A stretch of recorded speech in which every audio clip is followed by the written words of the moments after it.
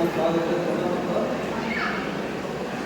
First ಮೊದಲ ಬಾರಿ ದೊಡ್ಡ ವೇದಿಕೆಯಲ್ಲಿ ಮಾತಾಡೋದಂದ್ರೆ ಇಷ್ಟು ನನಗೆ ಧೈರ್ಯ ಬರಲ್ಲ. ಆದರೆ ಸ್ವಲ್ಪ ಏನೊಂದು ಇವತ್ತು ನನಗೆ ಮಾತಾಡಲಿಕ್ಕೆ ಅವಕಾಶ ಕೊಟ್ಟರೆ ಎಲ್ಲ ರೈತರು ದಯವಿಟ್ಟು ಲಕ್ಷ್ಯ ಬಿಟ್ಟು ಕೇಳಿದ್ವಿ. ನಾನು ಇವತ್ತು ಇಲ್ಲ ಕೊಪ್ಪಳದಲ್ಲಿ ದೊಡ್ಡ ಕೃಷಿ ಮೇಳ ನಡೆಯಕೈತಪ್ಪ ಅಂದ್ರೆ ಸ್ವಲ್ಪ ಎಲ್ಲರೂ ಲಕ್ಷ್ಯ ಬಿಟ್ಟು ಕೇಳಿ. ರೇಷ್ಮೆ ಅಂತ ಯಾವ ರೀತಿ ಬೆಳೆಯಬೇಕು? ನಾನು ಸುಮಾರು 2014 ಎಕರೆಗಿಂತ 10 ವರ್ಷ ಅಂತ ರೇಷ್ಮೆ ಬೆಳೆಯಕೈತಿ. ನನಗಾದ ಅನುಭವವನ್ನು ಹೇಳ್ತೇನೆ ಎಲ್ಲ ರೈತರಿಗೆ. ಎಲ್ಲರೂ ಲಕ್ಷ್ಯ ಬಿಟ್ಟು ಕೇಳಬೇಕು.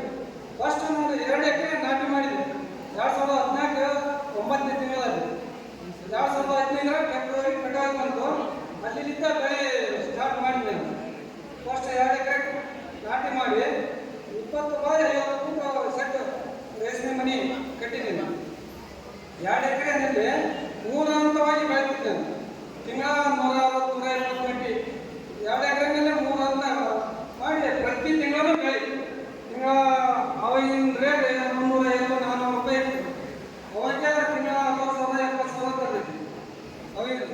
ಈಗ ರೈತರು ಹೊಸ ರೈತರ ಮುಂದೆ ಮಾಡ್ಯಾರ ಹೊಸ ರೈತರು ಮಾಡೋರಿದ್ರೆ ನೀವು ಒಂದು 2 ಎಕರೆ ನಾಟಿ ಮಾಡಿದ್ರೆ ಒಂದು ಸಾಲಿಂದ ಸಾಲ 4x4 ಹಿಂಗೆ 4 ಫುಟ್ ಈಗ 4 ಫುಟ್ ಮಾಡಿ ಇಲ್ಲಪ್ಪ ನಮ್ಮ 4-5 ಎಕರೆದಾಗ ಮಾಡ್ತೀವಿ ಅಂದ್ರೆ ಅದಕ್ಕೆ ಎಲ್ಲ ಸಾಲು 3 ಬಾಯಿ 5 ಅವೆಲ್ಲ ಸಾಲ ಮಾಡ್ಬೋದು. ಫಸ್ಟ್ ಮಾಡ್ಬೇಕಾದ್ರೆ ಮಣ್ಣು ಮತ್ತು ನೀರು ಪರೀಕ್ಷೆ ಮಾಡ್ತೀವಿ. ಯಾಕೆಂದ್ರೆ ನಾವು ಕೆಮಿಕಲ್ ಬಳಸ್ಬಿಡ್ತೀವಿ. ಮೊದಲ ಎಲ್ಲ ಸಿಕ್ಕಾಪಡಿ ಗೊಬ್ಬರ ಹಾಕಿರ್ತೀವಿ, ಸಿಮೆಂಟ್ ಹಾಕಿರ್ತೀವಿ. ಸಿಮೆಂಟ್ ಹಾಕಿದ್ರಪ್ಪ ಈ ವರ್ಷ ಅಂದ್ರೆ ಸುಮಾರು 4-5 ವರ್ಷ ಅದು ವಿಷಾಂಶ ಭೂಮಿ ಒಳಗೆ ಇರ್ತೈತೆ. ನೀವು ಈ ವರ್ಷ ಸಿಮೆಂಟ್ ಹಾಕಿ ಮುಂದಿನ ವರ್ಷ ರೇಷ್ಮೆ ಕಳೆ ಬರಲ್ಲ.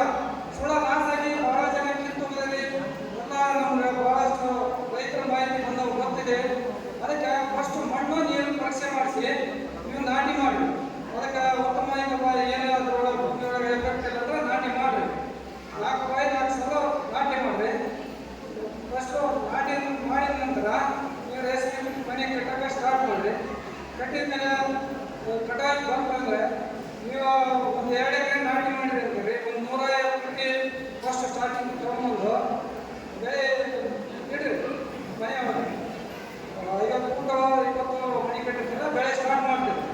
ಇವತ್ತು ಮರಿ ನಮ್ಮ ಸಂಡಿಗಳ ಬಂದಪ್ಪ ಅಂದ್ರೆ ಫಸ್ಟ್ ಅವ್ರು ಹೇಳ್ತಾರೆ. ಫಸ್ಟ್ ನಿಮ್ಗೆ ಗೊತ್ತಿರಲ್ಲ ಯಾವ ಟೈಮ್ಗೆ ಜ್ವರ ರಿಸ್ಕ್ ಆಗ್ತದೆ ಅದನ್ನ ನಿಮ್ಗೆ ಹೇಳ್ತಾರೆ.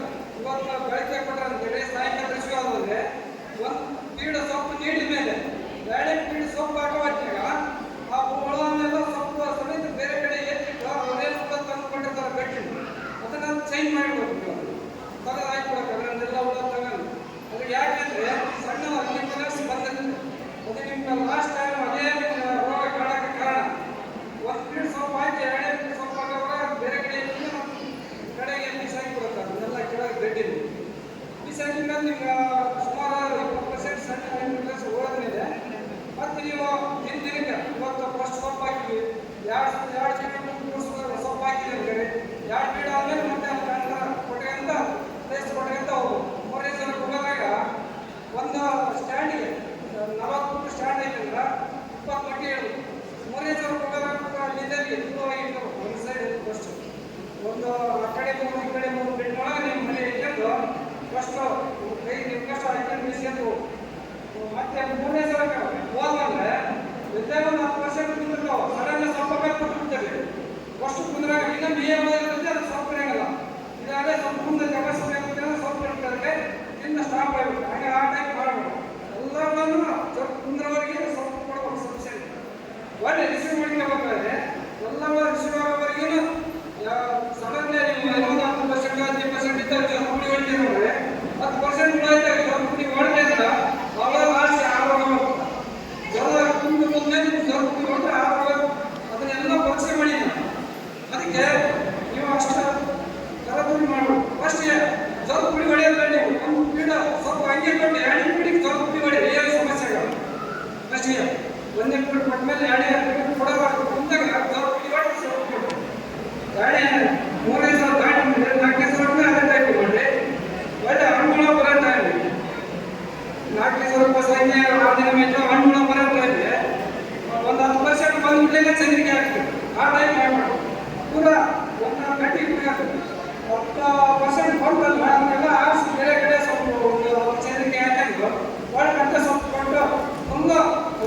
50% ಹಣ್ಣು ಬರೋವರೆಗೆ ನೀವು ಕುಡಿದು ಆಮೇಲೆ ಚಂದ್ರಿಕೆ ಹಾಕಿ ಅಷ್ಟು ಕೂತ್ಕೊಳ್ತಾರೆ.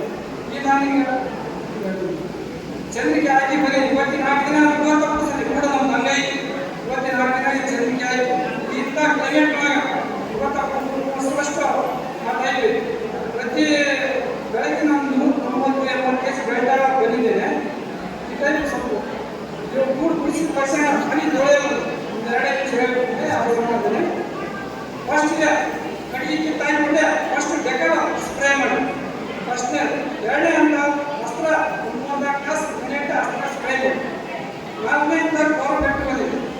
3ನೇ ಹಂತಕ್ಕೆ ಪವರ್ ಕಟ್ ತೊಳೆಯೋದು ಆ ಟೈಮ್ ಮಾಡ್ತಿರ್ತೀವಿ. ಕಂಟಿನ್ಯೂ ಬೆಳಗ್ಗೆ ಬೆಳಗ್ಗೆ ಎಲ್ಲ ಸಕ್ಸಸ್ ಆಗಿರುವಂಥದ್ದು ನನ್ನ ಅನಿಸಿಕೆಗಳನ್ನ ಹೇಳ್ತಾ ಒಂದು 2 ಮಾತು ಮುಗಿಸಿದ್ದೇನೆ.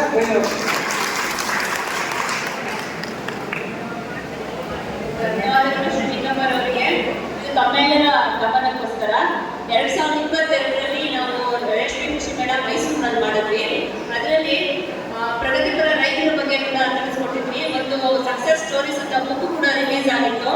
ಆ ಒಂದು ಸಕ್ಸಸ್ ಸ್ಟೋರಿ ರಿಲೀಸ್ ಅಲ್ಲಿ ಶ್ರೀ ನಿಗಮರ್ ಅವರ ಸಾಧನೆ ಕಥೆಗಳು ಕೂಡ ನಾವು ಪ್ರಕಟಿಸಿದ್ದೀವಿ. ಆ ಒಂದು ಉದ್ಘಾಟನೆ ಕೂಡ ಆಗಿತ್ತು. ಹಾಗಾಗಿ ಮತ್ತೊಮ್ಮೆ ಎಲ್ಲರೂ ಜೋರಾಗಿ ಚಪ್ಪಾಳೆ ಕೊಡಿ ಶ್ರೀ ನಿಗಮರ್ ಅವರಿಗೆ. ಇವರು ನಮ್ಮ ಒಂದು ಸಂಸ್ಥೆಗೆ ಪ್ರಗತಿಪರ ರೈತರು ಕೂಡ ಹೌದು. ಧನ್ಯವಾದಗಳು ನಿಗಮರ್ ಅವರೇ. ಈಗ